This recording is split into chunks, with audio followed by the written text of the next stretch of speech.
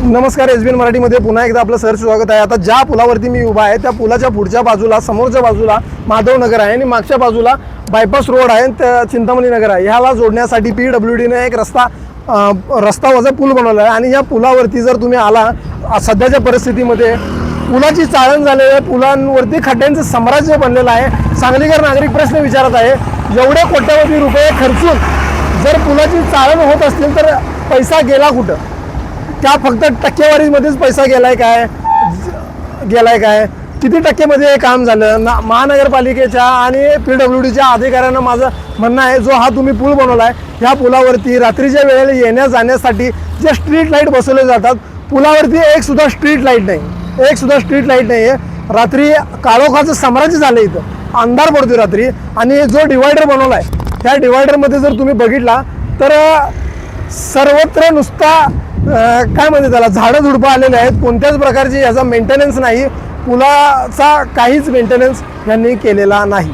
15 कोटींचा खर्च, 2.5 ते 3 वर्षांचा कालावधी आणि तरी जैसे थे. सांगली माधवनगर चिंतामणी नगर रेल्वे पुलाची उद्घाटनाआधी दुरावस्था. सांगली ते माधवनगर रस्त्यावरील बहुप्रतीक्षित आणि महत्त्वाच्या असणाऱ्या चिंतामणी नगर रेल्वे पुलाचे काम पूर्ण होऊन अवघे काही दिवस लोटत नाही, तोच या पुलाची आणि नव्यानं बनवलेल्या रस्त्याची अतिशय दयनीय अवस्था झाली आहे. रेल्वे प्रशासन, महापालिका, सार्वजनिक बांधकाम विभाग यांच्या संयुक्त विद्यमाने तब्बल 15 ते 20 कोटी रुपयांचा निधी खर्च करून हा प्रकल्प हाती घेण्यात आला. मात्र या कोटींच्या उधळपट्टीनंतरही सांगलीकरांच्या वाट्याला केवळ त्रास आणि यातना आल्या आहेत. सांगलीकरांचा प्रवास सुकर व्हावा यासाठी 2.5 ते 3 वर्ष प्रतीक्षा करून हा रेल्वे पूल उभारण्यात आला. प्रत्यक्षात मात्र पूल आणि जोड रस्ते पूर्ण झाल्यानंतर अवघ्या काही कालावधीत रस्त्याची पूर्णपणे चाळण झाली. पुलावर आणि अॅप्रोचच्या रस्त्यावर खड्ड्यांचे साम्राज्य पसरले असून खड्ड्यांमध्ये रस्ता की रस्त्यात खड्डा असा प्रश्न वाहनचालक आणि उपस्थित करत आहेत. या प्रकल्पातील अत्यंत संतापजनक बाब म्हणजे महानगरपालिकेने या नवीन पुलावर आणि परिसरामध्ये कोणत्याही प्रकारचे स्ट्रीट लाईट बसवलेले नाहीत. रात्रीच्या वेळी पुलावर आणि रस्त्यावर पूर्णपणे अंधार असल्याने वाहनचालकांना मोठे खड्डे आणि मार्ग समजून घेण्यात नाहक त्रास होतो आणि यामुळे अपघातांची मालिका सुरू असून नागरिकांच्या जीवाला सतत धोका निर्माण झाला आहे. रस्त्याच्या मध्यभागी असणाऱ्या डिवायडरवर कोणतीही स्वच्छता राखण्यात आलेली नाही. या भागात मोठ्या प्रमाणावर तण, गवत आणि जंगली झाडे वाढलेली आहेत. प्रशासनाकडून या पुलाची देखभाल दुरुस्ती शून्य झाली आहे. यंत्रणांचं याकडे पूर्णपणे दुर्लक्ष आहे. पूल नेमका कोणाचा याची जबाबदारी झटकत रेल्वे, महापालिका आणि बांधकाम विभाग एकमेकांकडे बोट दाखवत आहेत. 15 ते 20 कोटी रुपयांचा जनतेचा पैसा खर्च करूनही जर नागरिकांना खड्डे, अंधार आणि खराब नियोजनाचा सामना करावा लागत असेल तर या विकासाचा उपयोग काय, असा संतप्त सवाल सांगलीकर नागरिक विचारत आहेत. प्रशासनाने तातडीनं या पुलावरील खड्डे बुजवावेत, पथदिव्यांची सोय करावी आणि परिसराची स्वच्छता करावी, अन्यथा तीव्र स्वरूपाचे जनआंदोलन छेडण्याचा इशारा संतप्त नागरिकांनी दिला आहे. नमस्कार, मी प्रथमेश अनिल शेटे.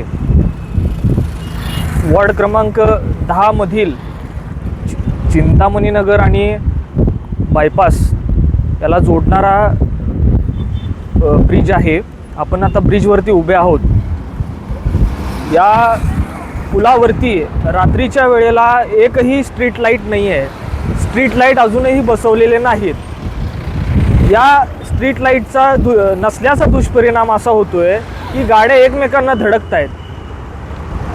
त्याचा गाड्यांचं स्पीड ओव्हर स्पीड असल्यामुळं एकमेकांना गाड्या आदळतात आणि पुढे माणूस चालत जातोय का गाडी कुठून कुठे जाते हे समजत नाही आहे. आणि सार्वजनिक बांधकाम विभाग अजूनही झोपेत आहे. कधी जागा होणार आहे असा माझा एक सवाल PWDच्या अधिकाऱ्यांना माझा राहील. एखाद्याचा जीव गेल्यानंतर तुम्ही डोळे उघडणार आहात का, असा सवाल मी तुम्हाला विचारतो. अनेक खड्डे या रस्त्यांवरती पडलेले आहेत. याच्यामध्ये गाड्यांचं नुकसान होतंय. प्रचंड धूळ लोकांच्या डोळ्यामध्ये जाते. जीवितहानी सुद्धा खूप वाढलेली आहे.